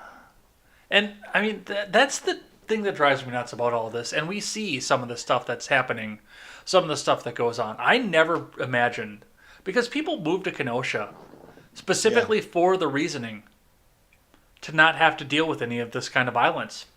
Yeah. And then it happened in Kenosha. Now, in D.C., I understand the fact that it's going to happen. Anytime you're you're near a Capitol building of any sort, that's where people are going to gather to protest. Yeah, of course. Of course. I see it in Madison all the time. Yeah, I'm avoiding all of that, man. I'm not trying to be any. You do have a point though. It's like people get now they're trying to bring it into places where it's just regular people are gonna. I mean, hopefully they start getting fed up and it, well, I guess war is inevitable. I don't know what else to say, really. Like, that's what I think it's really war is inevitable. I think we've been in a civil war for a while, actually. I don't know if we've been in a civil war so much as the media is trying to convince us that we're in a civil war. Yeah. At this point. Yeah. And I mean, they're fueling it. They're fueling it too. One of the things that got me was the fact that right off the bat, they told you that we're calling the election for Biden, which means that it's official. It's called for Biden, which means that now. No, they did, yeah. For any point after this, if any of this gets legally overturned, well, Trump stole the election. Yeah, right. Get into the streets. He stole the election. That's why they were asking him from the beginning, will you concede the results of the election? And he's like, I mean, I guess so. Like, I mean, I'm not gonna lose, but like, sure. And they're like, no, you have to tell us that you will concede. Why else would they keep asking him that? People really funny if they really don't think that this could be organized, and you know what I'm saying? Yeah. It's just wild. You naive. That's all I'm saying. All right. Let's check with the live chat here for just a bit here. Then we're going to talk. I think we're going to check the live chat one more time here. Then we're just going to power through the rest of the stuff that I've got up here. And smash the like button. Smash that like. If you didn't already. Or they can just throw lemons in and I'll hit the chest a little bit later on. I know that Spartan was looking for the chest earlier on Saturday. But there wasn't enough in there yet. Let's see. What human being in their own army would turn on their own countrymen? A libtard in a gay army? Uh-oh. Now it all makes sense. Train says, trust on Pennsylvania Avenue alone, considering 4.5-foot distance between people. It held a minimum 130,000 to 150,000, not counting parks and side streets. With that close amount, with that crowd, not counting people coming, going, or off the avenue, there was a minimum of 300,000 on the roadway. Easily could have been 500,000 plus total. But it wasn't a million. He's lying about the size of it, just like his inaugural address. Yeah, like I don't think the Million Man March was a million either. Mm-hmm. Like, right? I have no idea. That was 20 years before I was born. No, it wasn't. They did one in the 90s too. Oh, that I didn't know about. There was one in the 60s and then there was one in the 90s. I remember the one in the 90s. It was like a whole thing. Okay, apparently there was only about 400,000 attendees according to the National Park Service. Okay. Oh my God. And then 2 years after, the Million Woman March was held in response to fears that the Million Man March had focused on black men and the exclusion of black women. Oh my God. Women, they're just like, you have to do my thing too. Let's see. After a heated exchange, it says Boston University then estimated the crowd size to be 837,000 members with a 20% margin of error. No, I don't think either of these made it to a million. No, I wouldn't either. So I think it's just a name. That's so ridiculous that people are trying to like discredit it because of that. That's dumb. Well, like I said, it's just like the inaugural address and the Yeah. crowd size. Crowd size gate. Nephilim says, if a government is to serve the people, it loses legitimacy when it turns on them. So, by definition, it's not the true government if it does use the military on us. McConnell Smuggles Coke says, if each camera was replaced with a torch and a pitchfork. Tiki torches, though, only. Train says, the guy they arrested for the assault turned out to be armed, felon, child molester. He's done. And the two girls that were involved stole the dude's phone, were in literally every violent incident that occurred that day, multiple videos. Oh, wow. Hooligans, I tell you. Elephant Man says, remember in 2010 when it seemed like we were in a post-racial society? That was the 90s. Yeah, I was going to say. That was the 90s, man. The 90s were great. Let's go back. They were. Train says, how did playing with your cats become today's theme? Did you get a new cologne? Oh, no, I just got cats, and so I'm just thinking about cats. I have two cats now. They're kittens. They're all cute, but they run around and get overstimulated too much. Elephant says, have you seen what happens to cats when they go feral? No, Dude, I have not. feral cats I hope are never to. fucking dicks. Yeah, I'd imagine. Cats hunt for sport. I don't know if you knew that or not. Yes, I did. Yeah, they're like the only domesticatable animal that still retains primal instinct to hunt. Like most dogs, you can train that out of them, but cats, you'll never train it out of them. Train says, what about Al Sharpton's recent Million Man March?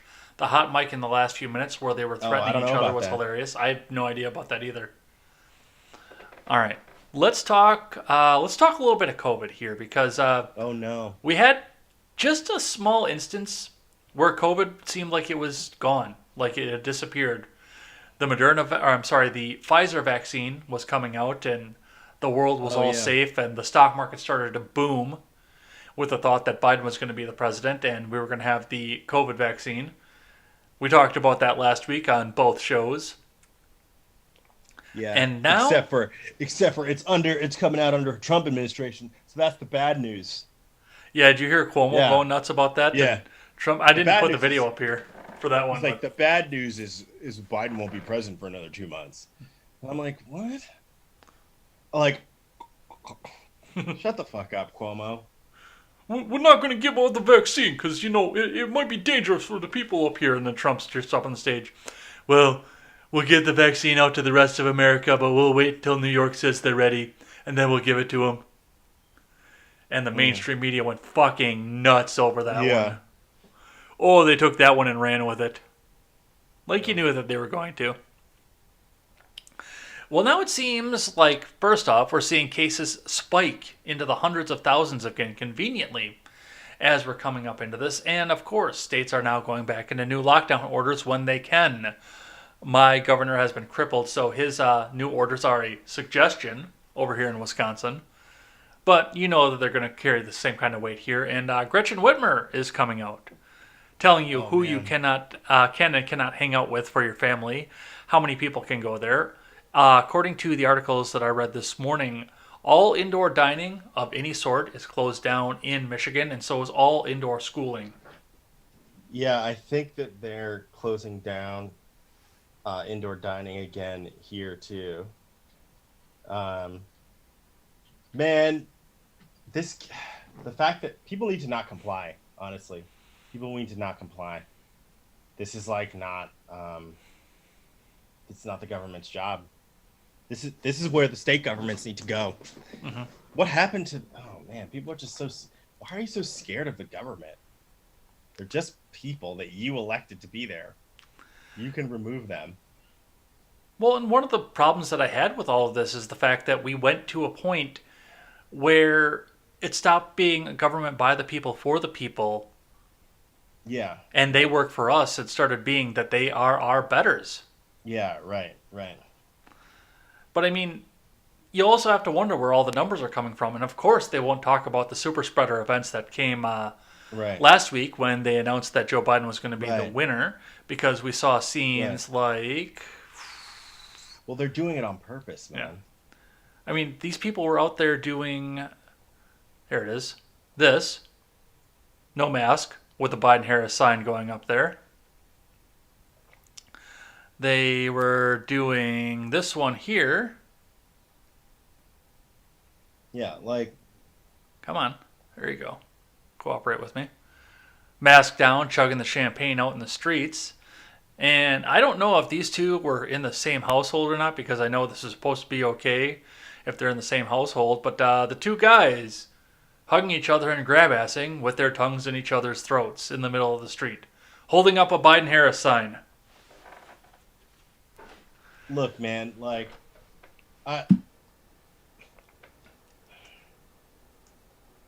The thing about this one, too, is the fact that, you know, they said, well, these people were being safe and they could go out there and they were masked up, so it was okay for them to go out and gather for that, which gives its own set of challenges because we had to shut down schools. Instead of masking people up to send them out to school, we had to shut down. I can't go to a McDonald's right now and sit down and eat with somebody. Mm-hmm. Because they can't do that because it's unsafe. I can't even, you know, they're even shutting stuff down outside. People can't have outdoor weddings in some states without going out and being masked up. This doesn't make sense, though. It's like, it's amazing that we've dumbed down our populace so much that they think that this is an appropriate response to a virus. Like, and they've fully accepted it. Mm-hmm. Like, it's just so bizarre. Like, I don't know, man. I could draw from my 80s or 90s experience rather and say, how bizarre, how bizarre. Yeah, right? Exactly. But that'll make me want to pick up the guitar and start playing. Yeah, it also, you're also telling on yourself. I guess we already talked about the 90s, so. Yeah. Dude, everybody knows I'm 36. 36! Is there any songs about being 36? No. That's too bad. We got to change that. We'll get a collaboration going. Myself on vocals, you on bass, and Steven on keytar. Keytar! You play bass, don't you? I thought I got that right. I do play bass. That's what I thought. Bass. Yeah. So, and yes, now we're seeing the cases come up and spike up again, but now Moderna has come up with another vaccine candidate, which we talked about just a bit ago. That is breaking news as of this morning here. But Anthony Fauci decided that he needed to weigh in on this one here. Let me read from this one. This is the one that I want. From the New York Post. Social distancing, masks still necessary after getting COVID-19 vaccine, says Fauci. Yeah. Which see? means even if they get the vaccine out now Fauci wants you to wear a mask everywhere still. Forever, Right. apparently. And I can't get behind that. Who elected absolutely Anthony not. Fauci? Yeah. Right. Seriously, like, I don't understand. Like, I don't understand how. I mean, it's just very disappointing. It's disappointing that I live in a time where people are so ready to not only accept just doing whatever some random dude says because he's got, like, I don't know, some pedigree and, like, gets to be on TV. Like, we've been so conditioned to do that, but not only accept that, but also shame other people who dare question. Like, what is happening? What is happening? Unbelievable. We're automatons. We're programmed. Well, and what's been a little bit nice about this is, I mean, the arts and the artists do tend to swing on a more liberal bent, even as they go into country music now at this point. But I'm reading here from CMT News right now, and that is Morgan Wallen, Chase Rice, and others want concerts to return after the weekends of large crowd gatherings, which Yeah. I've heard of the name Chase Rice. I have not heard of any other name in this article at all. I don't know who it is, but I agree. And if they can go out and march in these large crowds, then why can't they? And that was the gist of what was in the article is, okay, if they can have these large celebratory crowds, and country concerts for the most part are outdoors too.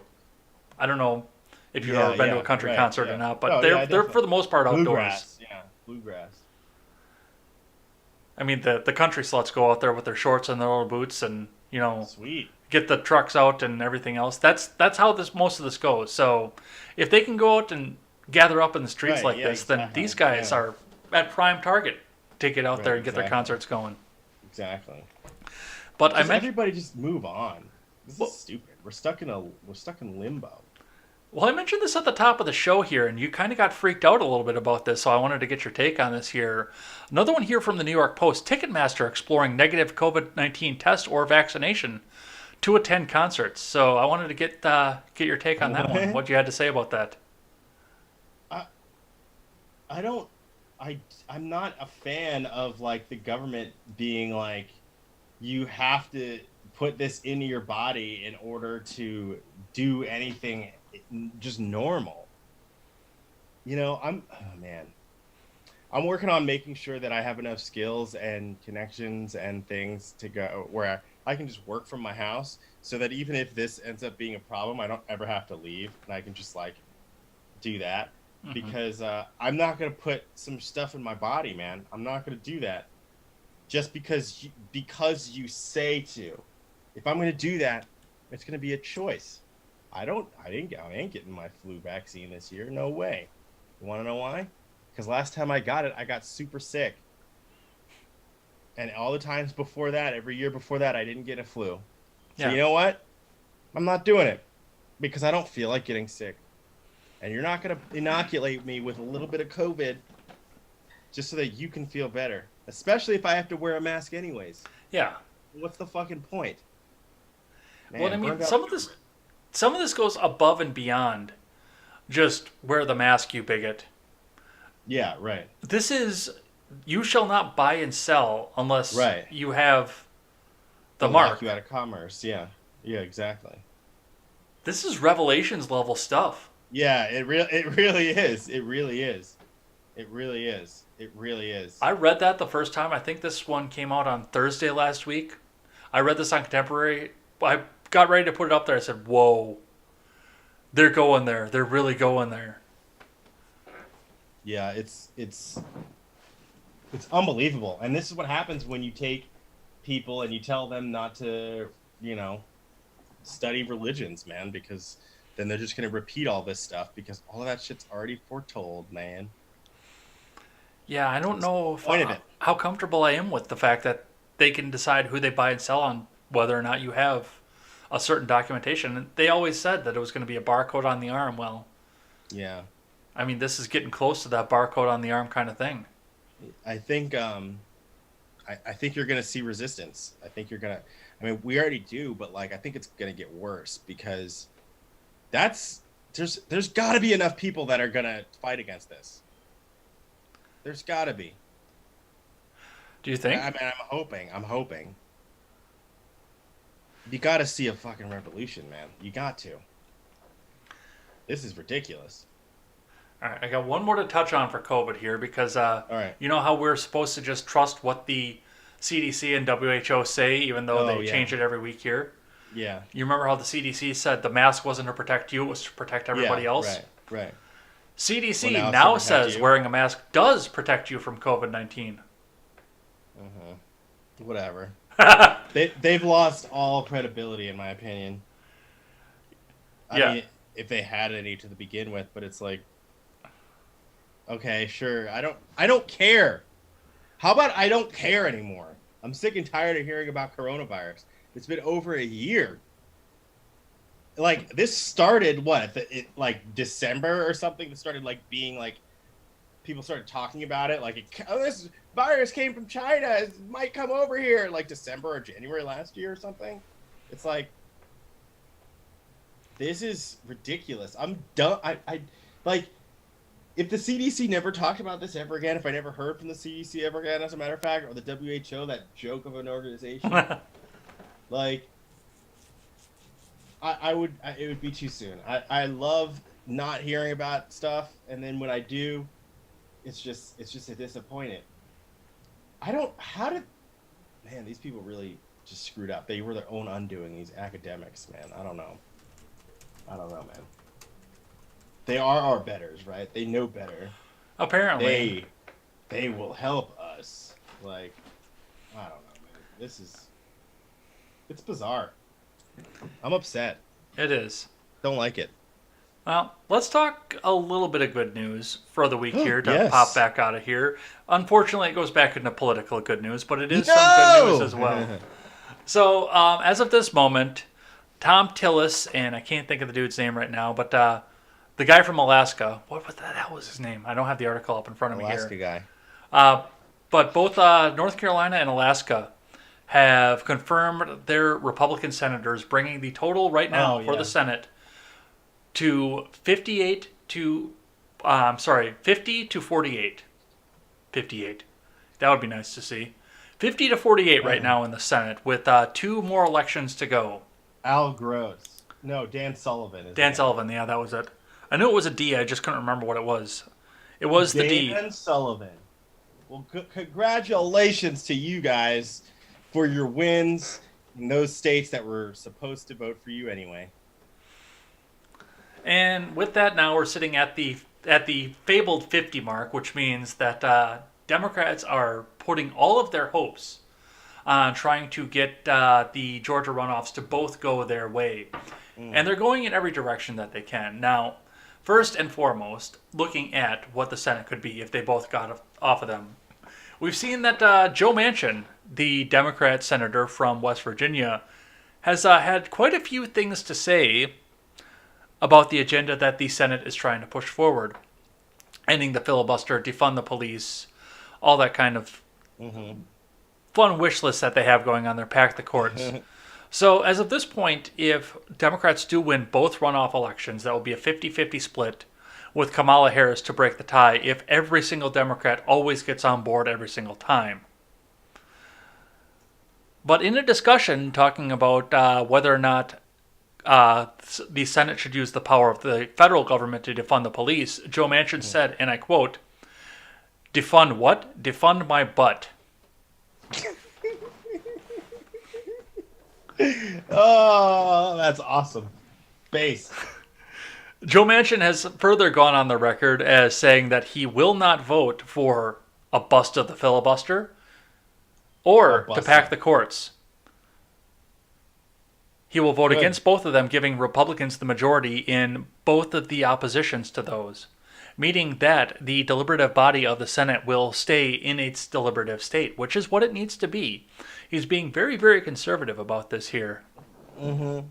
Except for the fact that he said, defund my butt. Defund my butt. I like it. And the progressives are pissed. Man, of course they are. Get them out of here, man. Look, unless you're gonna, okay, you can't have both positions. You can't say people don't need guns and that they don't need police. That's just backwards. You also can't see people don't need guns and they do need police. That's also backwards. They hold all these weird positions. I don't understand what they want anymore. I really don't. What do you want? Okay? It's like I like that this guy said defund my butt though. Like he's like, yeah, dude. It's like, dude, no, get out of here with this. This is That's stupid. Shut up. I mean, if they're gonna defund the police, at least defund all the other stuff, too. Yeah. That way I can just keep my money. I'm fine with that. But don't just like half-ass this shit. Like. Well, and I know that Bernie has at least come out and acknowledged the fact that when he wants to go and take the money from the rich people to go redistribute it to everybody else, he is going to need the police. Bernie Sanders came out earlier today and said, I don't know anybody who wants to defund the police. Meanwhile, you caucused with AOC. Huh? What is he talking about? Yeah, I know. Is he well? No, he's not, but that's a different story for a different time. Yeah, right. That's dumb. But they are pinning their hopes on getting this election here. I want to read from The Blaze, and I want to see what you have to say about this one here. Liberal activist Andrew Yang's comments raise suspicion that Democrats could exploit Georgia law to win critical runoff election. So Andrew Yang said on Twitter, everyone who campaigned for Joe should get ready to head to Georgia.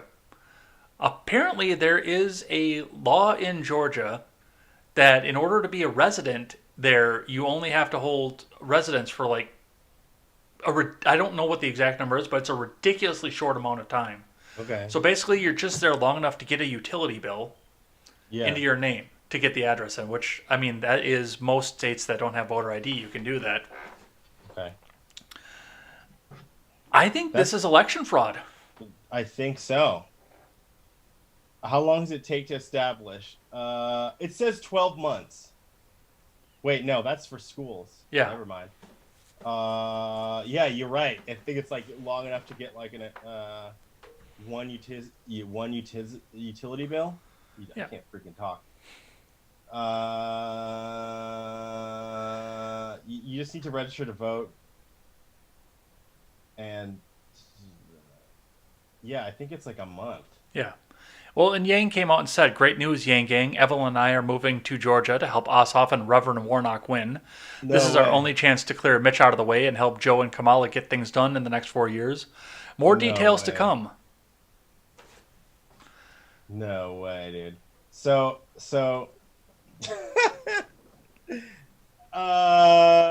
is that, I guess that would be fraud, right? Because they could just move there and then move back, I guess? Which I'm thinking that it does. According to this, specifically, Georgia does not specify a minimum residency requirement for voting, meaning any legal permanent resident of Georgia would be able to participate in the runoff election so long as they register to vote by December 7th. Georgia also requires voters to show ID before voting, but the state law does not require the identification to be issued by Georgia, which that's a gigantic fucking red flag right there. Oh, that's weird. Why? That's crazy. That doesn't make any sense. So somebody could vote somewhere and then fly to Georgia. They didn't even have to move. They could just fly to Georgia and be like, "Oh, I live here too." Well, they do have to register in state, which they have to have that done by December 7th. Okay, but you could do that. Like you could say like you could go there, register, and then fly back home or something. I don't know. Realistically, and I'm not saying that I would ever do this because I do believe this would be fraud, but realistically, the situation that's laid out in front of me is I could go get on a plane and fly down to Atlanta tomorrow and go say, okay, I'm living with Jessica Green for the next however long. I got a job interview and I'm going to go and hang out with my friend Jessica. And then register by December 7th, go and vote in January, and then get on a plane and fly back to Wisconsin. Yeah, right. That's and nobody would be the wiser about it. That's pretty stupid. So I mean, man, when people say stuff like that, I'm like, well, that my immediate reaction is like, well, why would you ever think this? But it's like, this is why we need a federal government. I'm just like, dude, that's crazy. Like, how could you be so dumb? I mean, I guess people are gonna be dumb, but like, damn. And they are pulling out all the stops to make sure that they get all three chambers of the government that they can control. Yeah. Because they lost the Supreme Court. Man. And not only that, I mean, this is crucial to a Biden presidency as well, because if they don't pull the Senate, if they can't pull this off in both runoff elections at this point, that's no cabinet positions. Right, yeah. For at least 2 years. And that would be sweet and funny. It would. Not that Joe Biden knows what a cabinet is, but yeah, that's, I mean, you have no secretaries that can get confirmed, no judicial picks, no nothing. Joe Biden is a lame duck as soon as he goes in. Yeah. Unless Democrats can pull this off in both runoffs. I hope not. Screw him. I think that's it. I think that's a show. Oh, no! Well, smash that like button! You love that smash that like button thing, don't you? Yeah, I gotta have a thing, you know? All right, I'm going to check in with the live chat here. Then I'm going to have you tell us a bit about a hobby that you have that has nothing to do with politics or work or anything else like that. And while you're doing that, after I do that, I'm going to hit the chest for these guys because they've been patient throughout the rest of the show here. Let's see what we've got. Unsatiable came back and joined us. Unsatiable called in on Saturday, which was very, very interesting. That guy, as much as he trolls in the chat, he trolls more when he's calling in. Let's see. McConnell Smuggles Coke says, cats are domesticated. They would kill your ass if they were bigger. It's true. Then he corrects it and he says they aren't domesticated. Unsatiable says, I will not take the vaccine unless it's administered by a hot redhead. And then he also says, we need to build a wall and put everyone with COVID on the other side. Train says the number one fear of people is disease. Studies show this is partly because so many people come from places where epidemics happen fairly regularly. They know how to manipulate us. And then he pointed out the article that we read a little bit later about Ticketmaster. Yeah, we talked about that one here. Yeah. That's so crazy. No way, man. Fascistic nonsense. McConnell asks, have you worn a mask? I've got the neck gaiter, which is supposed to be the worst kind of mask that you can wear, with the Gadsden flag on the front. What about you? I have worn them because some stores are like, oh, you have to wear a mask, and I'm like, oh my god, and like, it's not great. It sucks. I mean, at least I work from home. My girlfriend has to wear one when she goes to work. I have to wear one when I go to work too, but I don't. Yeah, you don't? You don't wear it? No. You just say no? I pull it up if I go out in front of customers. That's the only time. But yeah, it's a gaiter style one, so it's just around my neck all the time.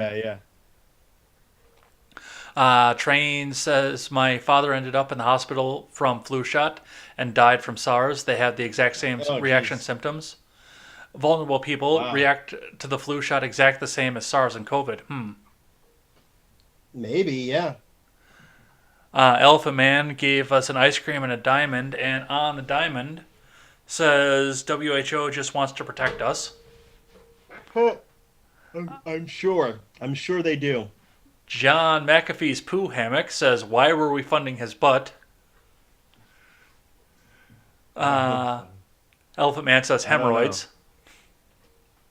Yeah, maybe. Yeah. Train says what they should do, since it's a runoff and not new, is close the voter registration and only grandfather in the vote anyone that was registered by February 3rd. And the R-rated conservative will get last word here, says, good evening, Patriots, as we're getting ready to sign off. He must have just got off his show here. Yeah, we ran a little bit later tonight because I picked up a guest from the West Coast here. We will be back to regular schedule next week. And yes, from the West. Mr. Behavior in your face. And that is going to be it for the show here. So, as I'm opening the chest for these fine gentlemen here watching over on DLive, why don't you tell us about a hobby that you have that has nothing to do with work, school, or politics? Oh, well. Dang. I guess nothing to do with work, school, or politics. Okay, well then I like to play music. Ding ding ding ding ding. I play the bass guitar, and I also have some synthesizers, and I also have a loop station. And I like to make beats and just make silly songs. That's a lot of fun. It's a lot of fun. And I have some music that you can listen to on the interwebs if you want to listen to it. It's all over. I'll plug that at the end of the show. Yeah, absolutely. And as I mentioned at the top of the show, you are actually going to be providing some beats coming up here in the near future for my show. So Beats. I still have to go through the rest of the album and see if I can pick anything out. But I know I do want to do a vocal remix on that one song. Yeah, for sure. Yeah, have at it. So and I got a couple of other stuff coming through on that playlist too. All right, and we are going to head on out of here. Why don't you tell people where they can find you before I go through the outro? Absolutely. You can find me on Twitter at Real Mr. Behavior. That's Real MR Behavior. I will talk to you probably on Twitter. And if you're stupid, I will also tell you that. You can find me on YouTube at youtube.com/LOCSTAKES Lokes Takes. That's because I am Chris Lokes, aka Mr. Behavior. I just have the Mr. Behavior there because it sounds better. You can find me also let's see on the album I was talking about. You can find me on Bandcamp. Just search Mr. Behavior. You can spell it all out just like that, and you will find that. I have a playlist. It's called Playlist X. It's basically just going to be an ever-growing list of songs that will always be free. And if you hate it, you can tell me on Twitter. Also, you can find me on Twitch at twitch.tv/Mr. Behavior, MR Behavior. I stream all the time. I'm probably going to be playing some Mortal Kombat 11 tonight because it's getting updated. So I'll probably do that instead of working, which I probably should. Other than that, that's it. That's where you can find me.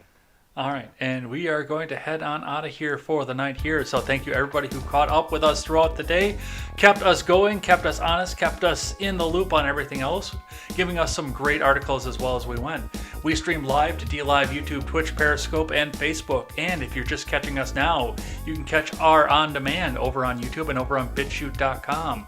Lastly, catch us over on FreedomScoop.com, where you can find other great shows such as The R-Rated Conservative, who came in at the very end here tonight. You can also find The Generational Gap, The Daily Ignoramus, The Breakdown with Birkenhoff, and The Freckles and Brit Show. Come by, pick up some of our swag, and help us support great creators. And as I always say at the end of the show here, never take the words of bloggers, podcasters, or journalists as gospel.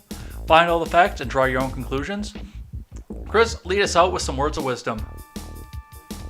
Goodbye, and love each other, but not sexually, only mentally and emotionally, because sex is a sin.